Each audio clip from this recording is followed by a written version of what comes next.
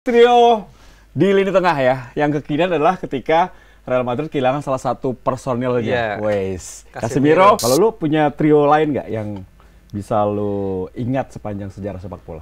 Trio Indonesia. Trio MSN itu 4 musim ya, dari masuknya Suarez 2014.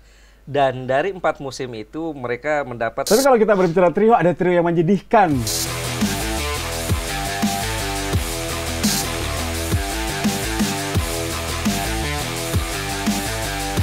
Di atas kertas semuanya indah, di atas kertas semuanya sempurna.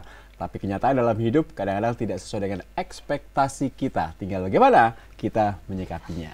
Di atas kertas kali ini kita akan membahas mengenai trio macan, yaitu Hadi Gunawan, Abdul Haris dan juga Tio Nugroho. Siap. Ini kita best trio in the world dalam sepak bola ya. Kalau kita kan trio macan kalau kita. Gue kira trio beneran trio macan. Dengan joget-joget aja. Musim muter-muter. Ada rambut kan ya. Udah botak-botak semua. Udah habis. Kita bahas trio di lini tengah ya. Yang kekinian adalah ketika Real Madrid kehilangan salah satu personilnya. Wes, Casemiro, Modric, Kroos. Casemiro ke United. Gue pikir ini salah satu trio terbaik ya. Sepanjang salah satu trio terbaik sepanjang sejarah yang pernah dipunya Madrid ya. 9 musim trio ini terbentuk lah. Bisa dikatakan artinya bukan 9 musim, maksudnya Casemiro sudah 9 musim ada di sana ya, dari 2013. Saat itu dia bukan pemain inti karena masih ada Khedira, masih ada Xabi Alonso kan di Real Madrid. Tua sekali Anda. Tapi dari 2013 itu dia pelan-pelan merangsek masuk jadi pemain utama. Sehingga bersama Toni Kroos kemudian Luka Modric ini trio yang luar biasa. Dan menghasilkan 5 trofi ya di Liga Champions. Artinya trio mana yang bisa dapat 5 trofi kecuali mereka ini. Dan Casemiro menjadi jantungnya dari trio ini. Karena kalau kita lihat ini DM, sementara dua ini CM ya. Bahkan perannya agak beda. Kalau si Kroos ini lebih menjemput bola. Sementara Modric dia akan lebih ke depan untuk menjadi pengumpan, kreator serangan dari Madrid. Artinya memang kehilangan Casemiro ini pukulan berat buat Madrid. Belum tentu dengan hadirnya Tchouaméni terus Camavinga bisa menggantikannya. Iya, belum tentu. Masih ada Fede Valverde juga kan. Artinya sebetulnya stoknya masih banyak, tapi kan untuk bisa menggantikan peran itu ini jadi PR besar buat Carlo Ancelotti. Apakah Camavinga, Tchouaméni ini bisa dengan cepat menggantikan peran Casemiro? Belum tentu. Ya, terkadang dalam sepak bola orang-orang berpikir bahwa striker penting, tapi menurut gua di tengah itu lebih penting dalam roh permainan dari sepak bola. Menurut gua malah yang paling penting itu di DM. Nah, gelandang bertahan itu adalah roh permainan bola sesungguhnya. Kalau tidak ada DM ini, gimana mereka bisa ngerebut bola, mengalirkan bola? Karena semua bermulai dari sini. Serangan lawan dipatahkan oleh DM. Jadi menurut lo 6, 8, 10 lebih pilih 6? 6. Itu yang sebetulnya roh permainan sepak bola. Yang disebut playmaker awal itu sebetulnya nomor 6. Karena dia saat dia ngerebut bola, nomor 6 lah yang memulai lagi pertandingan dengan mengalirkan bola. Dan kepintaran pemain ini adalah salah satu kunci bagaimana lini tengah itu bisa hidup.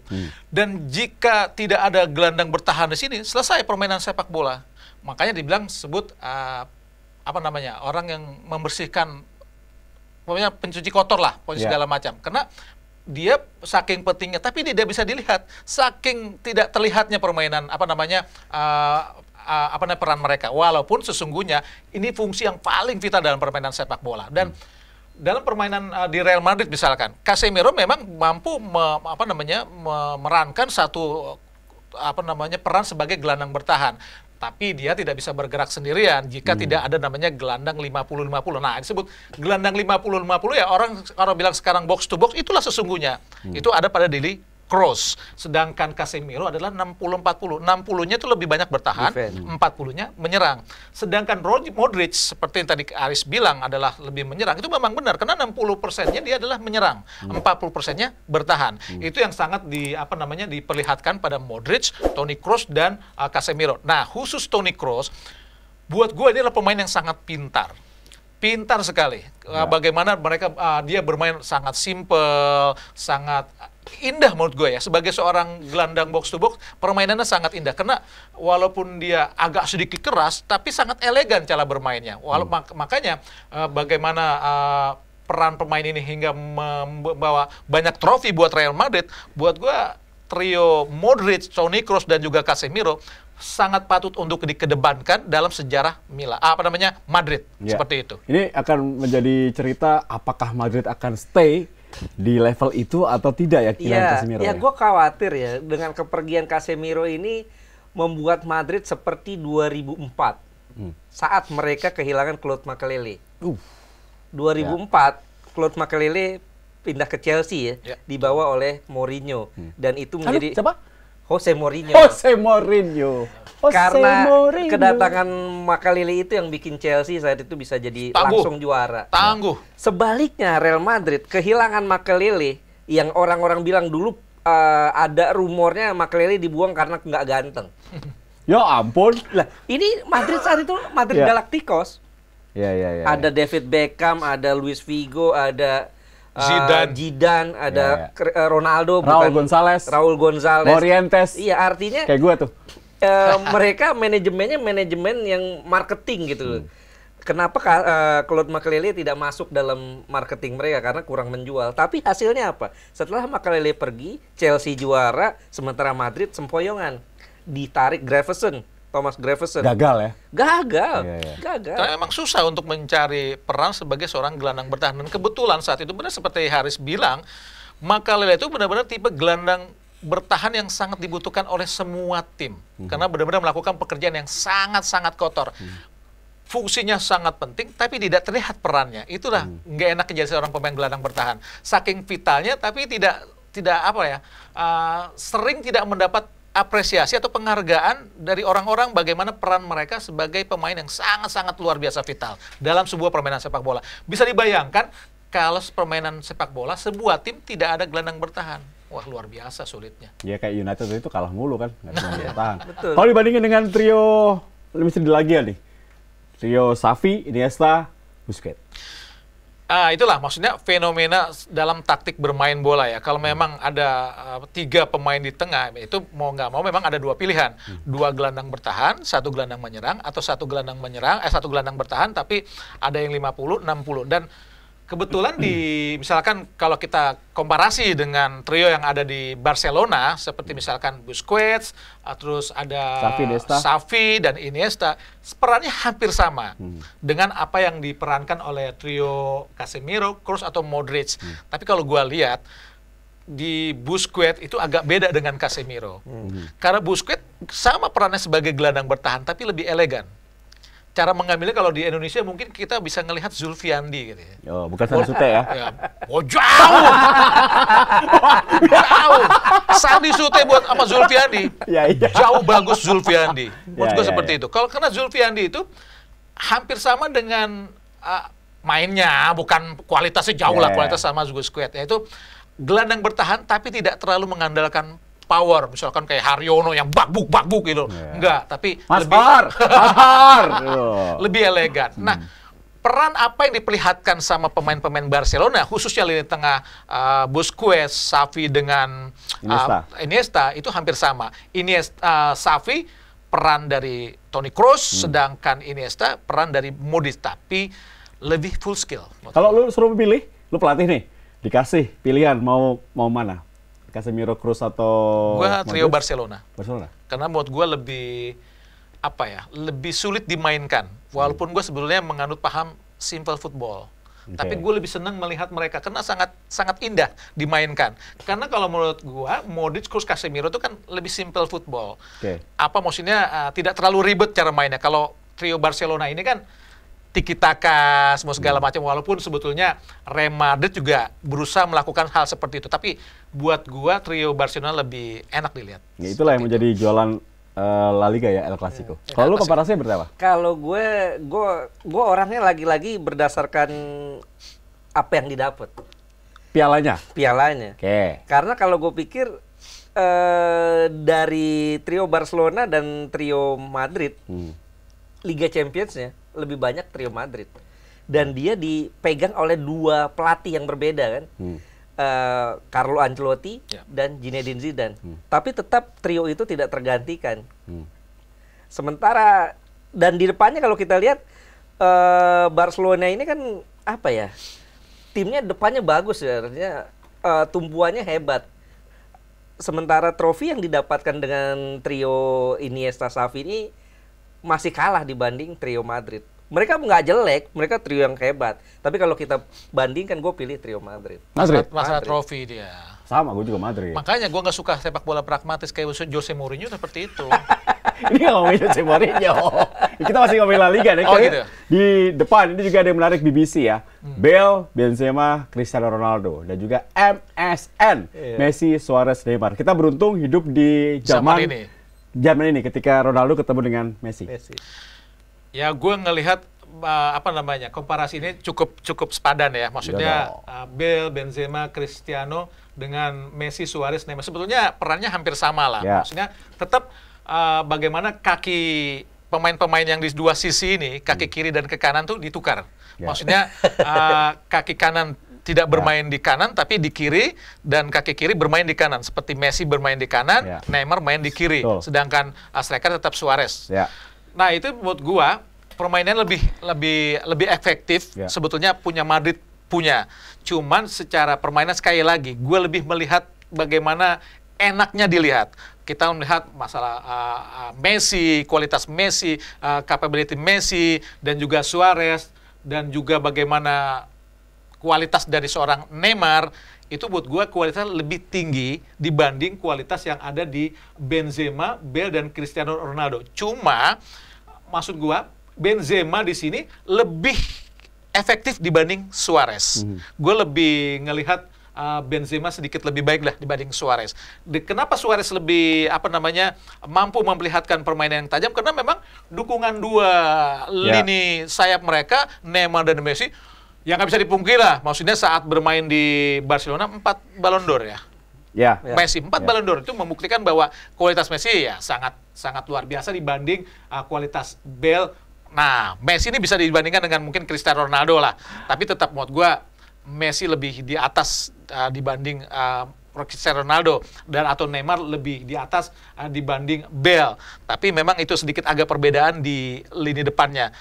Tapi secara umum gue lebih melihat kualitas trio Barcelona di depan lebih oke dibanding trio BBC dari Real Madrid. Bale itu lebih pintar memanjakan rambut ya. Itu kurangnya dari duduk di bench ya, nggak main, dapat gaji gede. Nah, itu pintar dia. Tapi masuk Piala Dunia loh. Betul. Italia malah nggak masuk Piala Dunia. Wales masuk. Ya kalau gue pikir gini ya, kalau kita hitung musim mereka ya, trio MSN itu 4 musim ya, dari masuknya Suarez 2014. Dan dari 4 musim itu mereka mendapat 1 trofi Liga Champions. Dan kalau kita lihat dari segi statistik, produktivitas trio Barcelona ini, trio MSN ini sangat produktif, lebih produktif. Karena dalam 4 musim itu rata-rata golnya dari ketiga orang ini 100 lebih, 100 gol plus. Mereka doang yang cetak gol ya? Mereka doang. Yang lainnya kalau cetak gol, yes, gue cetak gol juga. Akhirnya gitu. Betul. Masuk koran sama gua. Iya. Sementara kalau kita lihat dari trio BBC, Benzema, Bale, Benzema, Cristiano Ronaldo, ini dia dapat memang lebih banyak Liga Champions. Ada 4 ya, plus Cristiano Ronaldo. Tapi yang betul-betul trio mengandalkan trio BBC itu hanya 2. 2014 di zamannya Carlo Ancelotti, dan di 2016 di zaman Zidane, zaman pertamanya Zidane. Selebihnya 2 Liga Champions berikutnya ini Bale lebih banyak duduk di bangku cadangan. Bahkan kalau kita lihat ganti pelatih ya. Iya, jadi dia seleranya beda. Benzema Zidane tidak terlalu suka dengan Bale. Sehingga di 2017 Bale itu lebih banyak jadi cadangan. Dia lebih memainkan Isco di belakang di belakang Benzema dan juga Cristiano Ronaldo. Sementara Bale juga banyak cedera, sehingga kalau kita lihat pertandingan yang dimainkan dari 2 trio ini, trio BBC ini dari 3 musim pertamanya itu 67 pertandingan lebih sedikit ketimbang trio MSN. Ya, kita serius banget ya pembahasannya. Kayak mau kuliah. Tapi menurut gue ya, Messi, Suarez, Neymar ini kita beruntung loh ada di zaman Iyalah. mereka. Karena buat Iyalah. gue ini salah satu trio terbaik yang pernah ada di Betul. planet ini. Dan anak-anak kita juga mengidolakan mereka ya. Oh iya. Itu Emang udah salah wajar. satu idola bagian anak Dan saat yang ini. beda juga nih, ini trio Barcelona ini chemistry-nya bukan hanya di dalam lapangan, di luar lapangan juga mereka Berteman ya? Berteman, wisata bareng, Iya, iya. makan bareng bareng. Nggak seperti ini dong trionya PSG. Wah, kasihan Mbappe. Nanti kita bahas Mbappe. Oh, iya. Trio BBC ini nggak begitu. Mereka Trio sendiri BBC, ya? Mereka sendiri-sendiri. Bahkan waktu itu Ronaldo ada acara, tapi dia tidak mau undang Benzema, nggak mau undang Nah, Bale. karena Ronaldo bedanya ketika yang lain pulang dia tetap latihan. Itulah Ronaldo gilanya. Ini Nah dia itu tadi membentuk. Ronaldo tuh pemain yang dibentuk dengan latihan. Iya, itu dia. Makanya lu nggak suka, aneh banget lu nggak suka CR7. Itu bener-bener atlet gitu. Dia tidak, Messi kan lahir jago gitu. Ronaldo kan nggak, lahir dia biasa Ya aja. jago tapi dilatih. Iya. Kalau nggak dilatih nggak bisa dia. Kita bahas dulu ke lini tengah ya. Ah. Ini tadi kalau kalian ngomong piala, ini Ya. penting ya. Ini trofi dari Xavi, Iniesta, Busquets. Dari 2018 hingga 2015, Ryan gelar mereka. Tuh, Ah. 3 trofi Liga Champions Eropa, 5 trofi La Liga, 3 trofi Super Cup, 3 trofi Copa del Rey. Lebih banyak trio Madrid kan? Ya, sedangkan Madrid kalau kita lihat, Madrid, champion. Modric, Kroos sama Casemiro, Championnya menang dia. 4. Ya. Ya, sama La Liganya 3. La Liganya menang. Menang Ya, Barcelona. Barcelona. Karena kan di depannya lebih jago. Ya bukan masalah jago, memang hebat. Gue udah naikin dikit, kemudian naikin lagi. Ditambahin keselin lagi banget. ya. Asli. Nah, kalau lu lihat dari pencapaian trofi ini, siapa yang masih belum dapat? Maksudnya, apa yang masih kekurangan dari mereka? Menurut lo? Dari kekurangan mereka ini kalau gue pikir apa ya? Pasti kan kalau kelebihan pasti ada kekurangannya dong. Lu lihat apa yang menjadi kekurangan Xavi, Iniesta, Busquets sama Modric, Kroos, Casemiro dari pandangan kalian? Kalau gue pikir Madrid ini telat ya melakukan regenerasinya ya, sehingga Betul. kehilangan Casemiro ini bakal terasa. Ini Sama bro, Iya, sama-sama. Nih, Iya, karena ketergantungannya lama banget, akhirnya ketika mereka pensiun atau lepas, itu dia. hancur. Itu dia. Ada fase turun. Iya, inilah kekurangan dari dua tim ini ya. Terlalu bergantung dengan dua trio ini. Kelamaan ya? Kelamaan. Kalau gue ngelihatnya masih tetap beruntung. Masih ada Busquets maksud gue. Iya. Biar bagaimanapun Busquets itu sentral. Ya. Maksudnya sebuah tim di gelandang bertahan itu masih ada pemain yang sangat dibutuhkan seperti Busquets, masih tetap beruntung. Tapi gue bagusan Rodri daripada Busquets ya di tim nasional. Kalau gue lebih ngelihat Busquets ya, lebih berpengalaman, lebih apa namanya, leadership juga lebih bagus, Oke. dan baca permainannya juga lebih oke lah kalau menurut gue sih. Seperti Ya, itu. ini menarik kita lihat lini tengah. Jadi kalau lu tadi pilih Barcelona, lu pilih Madrid, Madrid. ya? Lu juga pilih Madrid. Nah ini kalau untuk lini depan itu tentunya yang pemain depan yang diciptakan adalah gol. Jadi kita Ya. berbicara gol. Trio BBC 658 pertandingan, menangnya 427, draw-nya 138, kalahnya 93, golnya 442, asisnya 243 dan trofinya 12. Oh, gila. Kemudian MSN 451 pertandingan, 322 kemenangan, draw-nya 66, kalahnya 63, total gol yang mereka ciptakan 363 gol. Asisnya 272, tapi trofinya hanya 7. Ya wajar lah, jumlah pertandingan juga kalah. Iya sih, benar. Ya iyalah, makanya dia kan lebih lama juga membentuk trio itu. Wajar kalau maksudnya secara perolehan ya Bale, Benzema, Cristiano lebih bagus dibanding Messi, Neymar, Suarez. Itu sangat masuk akal. Tapi kalau trofi ya beda dong. Ya masalah trofi makanya itu tadi. Maksud Ya. gue lebih hebat di trio depannya Barcelona dengan jumlah pertandingan lebih sedikit, tapi trofinya lebih, maksudnya lebih bagus gitu loh. Walaupun secara umum karena memang pertandingan lebih banyak, trofi dari Bale dan Benzema, Cristiano lebih banyak seperti itu. Tapi secara mungkin persentase lebih oke. Ya ini harusnya ada persentasenya ya. Iya. Ada kelihatan ya. Tapi kalau gue lihat hitungan matematikanya, MSN lebih bagus. Persentasenya. Ya, persentasenya. Iya, kalau gue pikir memang harus diakuin ya, dibandingin dua trio ini, ya gue harus akui trio MSN ini chemistry-nya lebih dapat. Ya. Apa di dalam luar lapangan lebih dapat ketimbang trio BBC. Ya. Trio Iya. BBC bagus tapi Belnya ya nggak ini. belnya Iya. karena belnya Kurang ya. apa konsistensinya nggak bisa tahan. Ini yang jadi Kurang berteman kali. Ya, Tapi mereka belum tergantikan lah ya. belum. Kalau dari sisi lamanya bersama bermain, kemudian prestasi yang mereka raih dan mereka ada di 2 tim Lebih besar. oke lah. Ya, ini yang membuat La Liga mahal, Sangat kehilangan. kehilangan habis itu jualannya nggak ada. Apalagi Messi sama Ronaldo terakhir pindah, selesai. Udah Tinggal nggak ada. Benzema. Tinggal Benzema. Kalau kenapa gue pakai baju Itali? Karena gue punya juga trio BBC bro. Jadi Buffon, Chiellini, Barzagli, ya Barzagli. itu yang membawa Itali juara. Juventus juga bagus. Ya. Itu trio yang berbeda. Kita tidak bisa bandingkan. Tapi ini kiper sama back ya. Itu menurut gue. Kalau lu punya trio lain nggak yang bisa lu ingat sepanjang sejarah sepak bola? Tri Indonesia. SEA Games 97. Indonesia Oh, Indonesia. 97. 97. Oke. Bima Sakti, Fahri Husaini, Ansari Lubis. Oh my god, jago-jago itu. Dua gelandang yang sangat bagus untuk menyerang, Ansari Lubis dengan Fahri. Sebetulnya banyak orang saat itu pengamat ya, khususnya, bisakah mereka disatukan dengan kualitas mereka yang Itu Bima muda banget ya. Bima masih muda, 19 tahun, 20 tahun. Primavera ya? Di Primavera.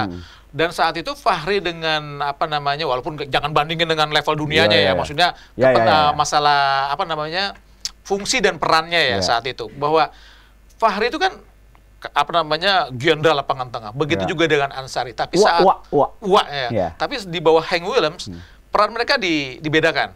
Fahri lebih menyerang, Ansari seperti perannya Safi. Cakep tuh. 50-50. Bima Sakti, Ya. Busquets. Ya. Dan mainnya Bima Sakti di luar lazimnya gelandang bertahan Indonesia. Ya. Lu tahu dong gelandang bertahan Indonesia mainnya yang penting apa? Kayak Ya. Gattuso kan? Brak, So brak, Gattuso. ubrak, ya. Walaupun sembarangan. Ya, ya. Nah, Bima Sakti itu membedakan gelandang bertahan yang ada di Indonesia. Betul. Lebih bermain pakai otak, Ya. taktik, dan pintar sekali. Pakai kaki sih main. Pakai kaki, bukan pakai tangan ya. Iya. Itu bro. Tapi bagus tuh, gue setuju banget. Iya. Gue mengingatkan gue, jadi gue ingat masa-masa kecil gue. Ya. 97 gue masih kecil soalnya. Kalau gue yang paling Terus berkesan kuek-kuek lagi. Iya, iya, iya. yang paling berkesan buat gue trio itu di Indonesia juga itu Julfiandi, Hargianto, Evan Dimas. Wih, Wih deh, U19 ya. AFF 19. Ya. U19. Boleh, 2013. keren tuh. Karena kalau gue pikir 3 orang ini kebetulan saat itu Menarik nih. memainkan pola 4-3-3. Oh, benar karena lu aha itu zaman itu ya? Wah, bukan itu aja. Kita bahas lagi ntar. Oh iya.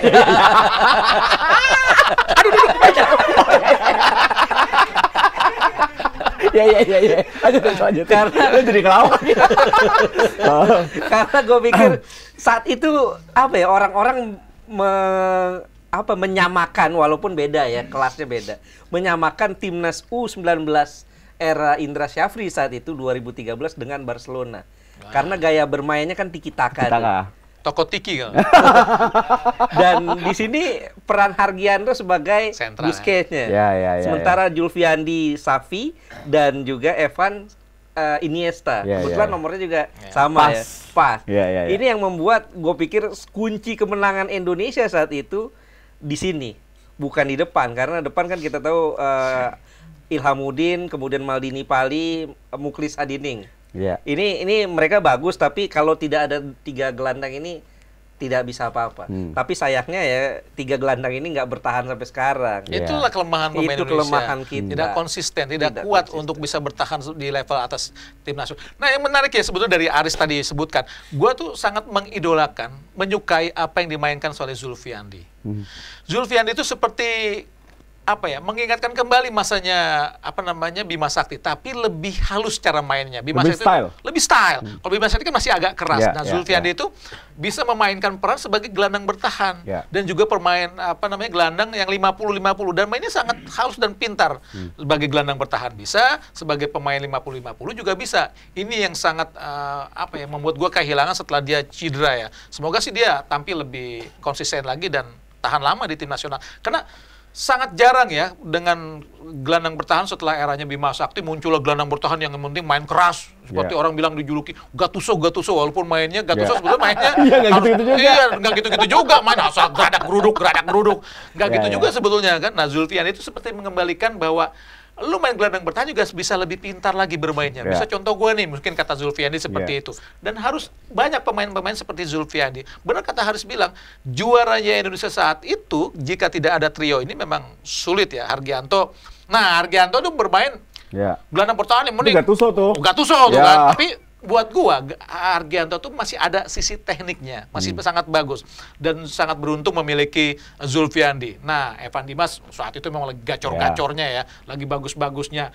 Walaupun menurut gua ya saat dia bermain lebih ke bawah sebagai 50-50, jeleknya Evan Dimas, nggak bisa bertahan. Iya, nggak bisa bertahan. Kalau kita di posisi itu, jadi siapa yang Safi? Kalau kita di bertiga nih, siapa yang Safi, siapa yang Iniesta, siapa yang Rizky?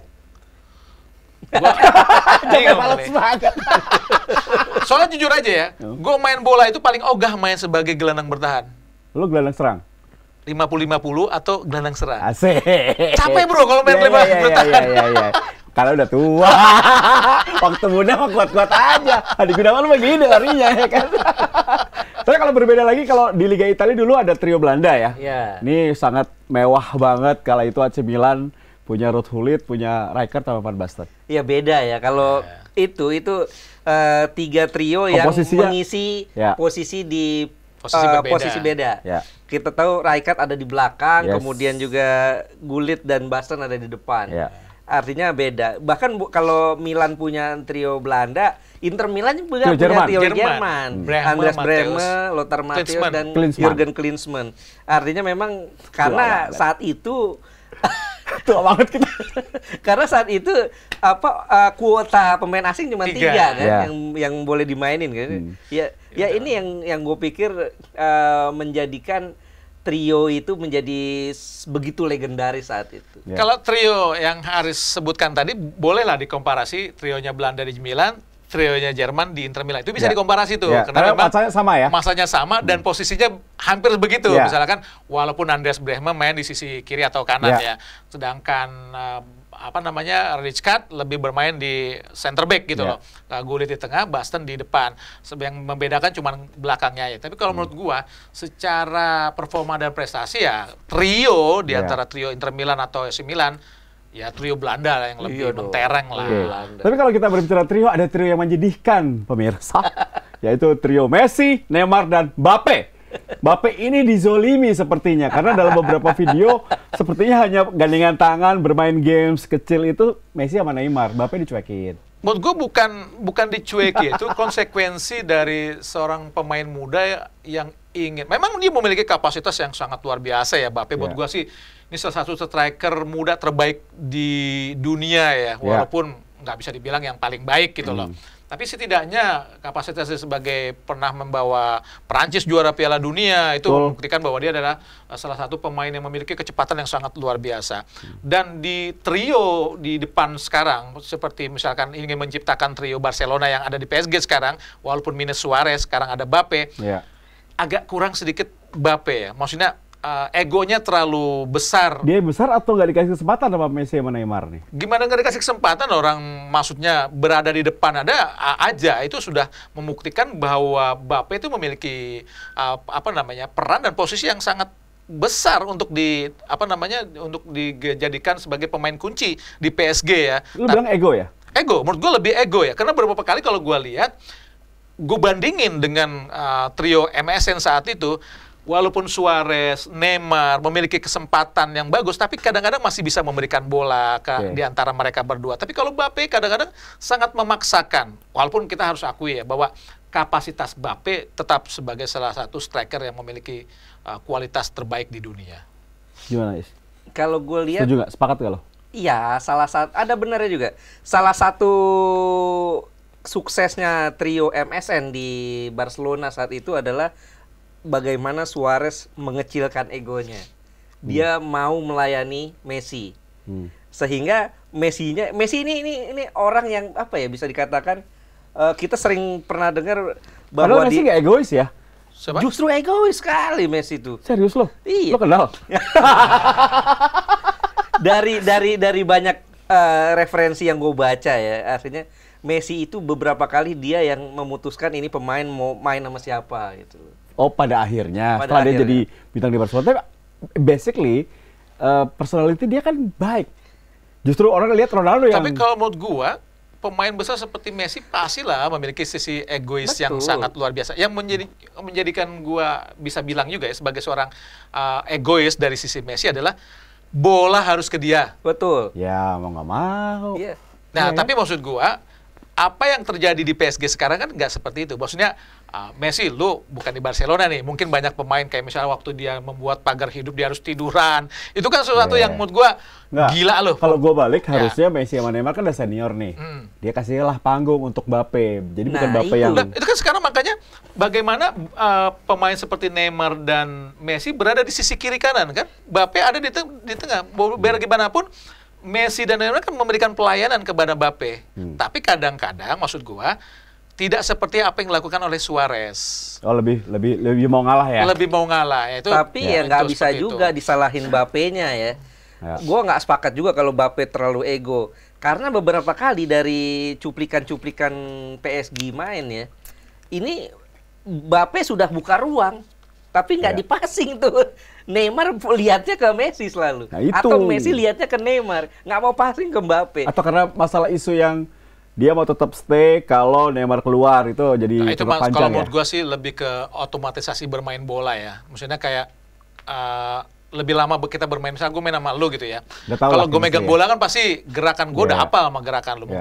Mungkin Messi lebih melihat seperti itu. Jadi posisi Neymar tuh lebih bisa dibaca oleh seorang Messi daripada posisi atau pergerakan Mbappe dari Messi. Tapi beberapa kali kan umpan-umpan Messi juga memanjakan Mbappe untuk mencetakkan gol di PSG seperti itu. Ya, kita lihat dulu bagaimana trio Messi, Neymar, Mbappe. 108 pertandingan, menang 67 kali, draw 25 kali, kalah 16 kali, total gol 63, assist 49, trofi 1. Tapi di Ligue 1 ini gitu dia. Kan. Ini dia.